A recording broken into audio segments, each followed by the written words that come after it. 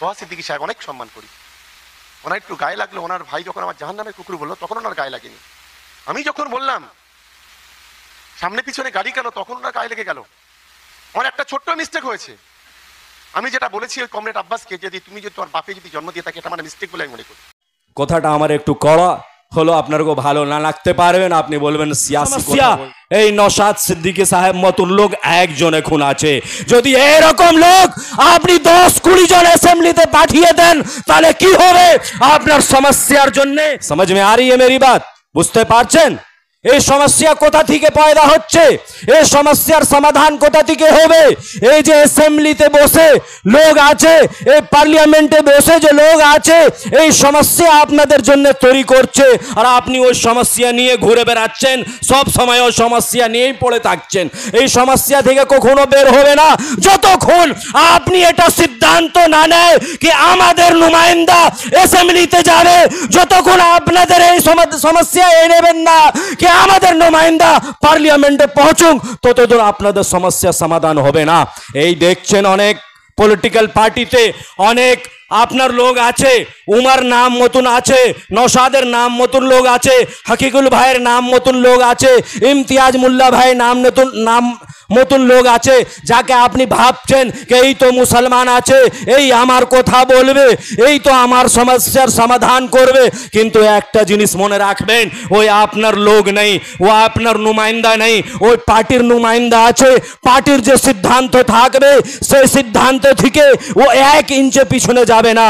এই জন্য এটা কখনো মনে রাখবেন না কি ওই আপনার সমস্যার সমাধান করার জন্য অ্যাসেম্বলিতে পার্লামেন্টে আপনার সমস্যাগুলো তুলবে।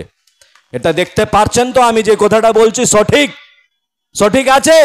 আপনার সমস্যার সমাধানের জন্য কোনো মিছিল মিটিং করতে হবে না। আপনার লোক আপনার কোথায় আপনার সমস্যা নিয়ে অ্যাসেম্বলি আর পার্লামেন্টে আপনার কথা বলবে, আপনার প্রতিনিধিত্ব করবে। এই সময়ে আছে। আমি পলিটিক্সের কথা এই জন্য বললাম কি এসআই এর উপরে কথা এসে গেছে, ওয়াকফের উপরে কথা এসে গেছে। একই কথা বারবার যদি আসে তাহলে মানুষের মাইন্ডটা বোর হয়ে যাবে। এই জন্য আমি পলিটিক্সের ব্যাপারে কথা বলছি।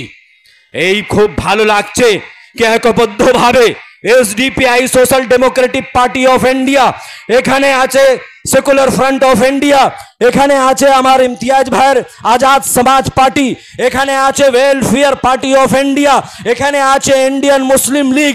এইসব আপনার প্রতিনিধিত্ব করবে, আপনার এটা রিপ্রেজেন্টেটিভ অ্যাসেম্বলিতে তৈরি হয়ে যাবে। এটাকে কে করবে? এটা জনগণ যদি চায় তখনই এই সম্ভব হবে। যদি আপনি না চান কি আমার সমস্যা সমাধান হবে না, তাহলে আপনার কিছু হবে না। এরকমই মিটিল মিচিং করতে ধর্ণা করতে থাকবেন। বন্ধুবান, কথাটা আমার একটু কড়া হলো, আপনার ভালো না লাগতে পারবেন, আপনি বলবেন সিয়াসি কথা বলছেন, পলিটিক্সের কথা বলছেन।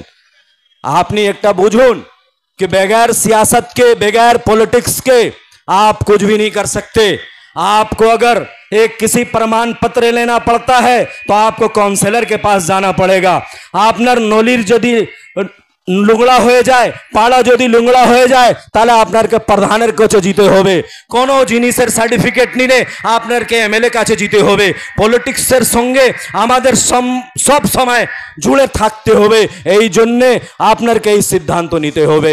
এই কথাটা আজকে আমি বলে আমার বক্তব্যটা শেষ করছি কি ওয়াকফ আন্দোলন যে চলছে এটাকে গ্রাস রুট লেভেলে পৌঁছাতে হবে আমাকে।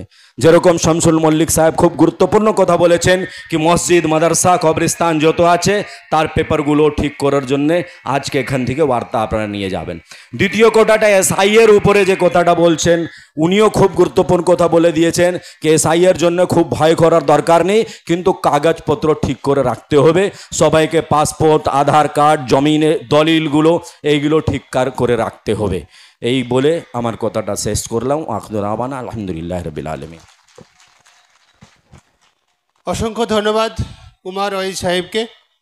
এবার আমাদের সামনে বক্তব্য রাখতে আসবেন ওয়েলফেয়ার পার্টি অফ ইন্ডিয়ার পশ্চিমবঙ্গের রাজ্য সহসভাপতি ব্রাদার সরওয়ার হাসান সাহেব।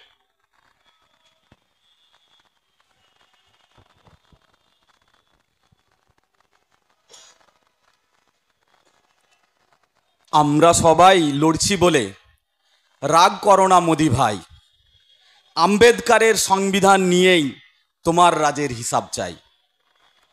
বাতিল আমার ওয়াকফ কাটবে কেন? আমার ওয়াকফ কাটবে কেন? বাতিল কেন ভোটার লিস্ট? আর কতদিন শ্রমিক মেরে করবে তুমি নাইট ফিস্ট? দিদি তোমার সেটিং টেবিল দিনের আলোয় ছুটছে, ওবিসিরা কাঁদছে রাতে, দুষছে তোমায় দুষছে। দিদি মোদির সেটিং এখন বুঝছে, সবাই বুঝছে। বিকল্প চাই, বিকল্প চাই, খুঁজছে মানুষ খুঁজছে। সংবিধান সঙ্গে নিয়ে লড়বে এদেশ লড়বে। দিদি মোদির সেটিং ভেঙে সোনার বাংলা গড়বে। দিদি মোদির সেটিং ভেঙে सोनार बांग्ला गुड़बे। जुल्मी जब जब जुल्म करेगा सत्ता के गलियारों से, चप्पा चप्पा गूंज उठेगा इनकिलाब के नारों से। इनकिलाब जिंदाबाद, इनकिलाब इनकिलाब इनकिलाब जिंदाबाद।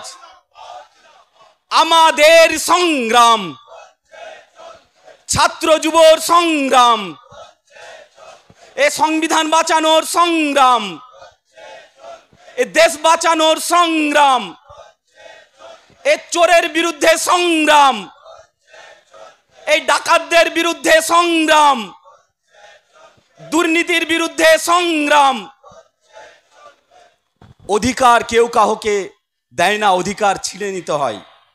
प्रयोजने बुकेर तप्त रक्तटुकुओ ढेले दिते हय। जेदिन आमादेर देशेर पार्लामेंटे এই সংবিধান বিরোধী বৈষম্যমূলক ওয়াকফ সংশোধনী প্রস্তাব পাস করা হয়েছিল, সেদিনেই আমাদের দেশের 140 কোটি মানুষের হৃদয়ের রক্তক্ষরণ ঘটেছিল। এই সংশোধনী এটা শুধু সংশোধনী নয়, বরং সেদিন একটা মেসেজ, একটা বার্তা গোটা দেশবাসীর সামনে রাখা হয়েছিল যে সংবিধানের উপরে আঘাত আনা হচ্ছে। আমরা জানি এই ওয়াকফ সংশোধনী আইন এমন একটা আইন যা আমাদের সংবিধানের 14 নম্বর অনুচ্ছেদ, আমাদের সংবিধানের 25 নম্বর, 26 নম্বর এবং 29 নম্বর অনুচ্ছেদকে আঘাত ঘটায়। তার বিপরীত দিকে जाने हजारों और सैकड़ों ऐसे मसाइल आपके सामने खड़े किए जा रहे हैं, आपके सामने मसाइल दिए जा रहे हैं कि लो आप इसी में उलझे हुए रहो। आप ये न सोचो कि इख्तिदार की कुर्सी तक आपको कैसे पहुंचना है, ये सोचने का आपको वक्त भी ना मिले।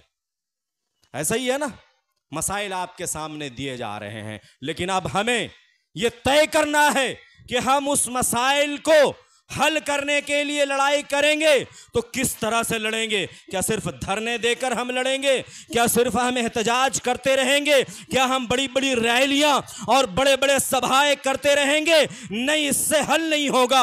अगर आप चाहते हैं कि आपकी मसाइल हल हो, अगर आप चाहते हैं कि आपके समस्या का समाधान हो, तो आपको उन जगहों पे अपने लोगों को भेजना पड़ेगा जहां से ये समस्याएं पैदा की जा रही हैं।